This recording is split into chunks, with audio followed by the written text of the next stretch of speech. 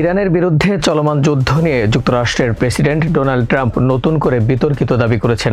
তিনি বলেছেন, তার সিদ্ধান্তের ওপরই নির্ভর করছে ইসরায়েলের যুদ্ধ চালিয়ে যাওয়া বা বন্ধ করা।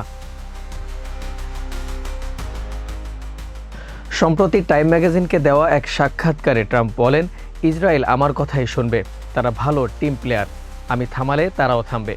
তিনি আরও উল্লেখ করেন, উস্কানি না পেলে ইসরায়েল যুদ্ধ বন্ধ করবে, তবে উস্কানি পেলে তাদের আর কোনো উপায় থাকবে না। এর আগে এক সাক্ষাৎকারে ট্রাম্প বলেছিলেন, যুদ্ধ বন্ধের সিদ্ধান্ত হবে পারস্পরিক এবং এতে ইসরায়েলের প্রধানমন্ত্রী বেনিয়ামিন নেতানিয়াহুর মতামতও গুরুত্বপূর্ণ হবে। এক প্রতিবেদনে বলা হয়েছে, যুক্তরাষ্ট্রে এই যুদ্ধের জনপ্রিয়তা কমে যাওয়ায় ট্রাম্প এখন পরিস্থিতি থেকে বেরিয়ে আসার পথ খুঁজছেন। এক ইসরায়েলি কর্মকর্তার বরাতে প্রতিবেদনে বলা হয়, ট্রাম্পের সমর্থন ছাড়া নেতানিয়াহু কৌশলগত স্বাধীনতা সীমিত। অন্যদিকে ট্রাম্প স্বীকার করেন, ব্যাপক চাপের মধ্যেও ইরান অনমনীয় অবস্থান ধরে রেখেছে।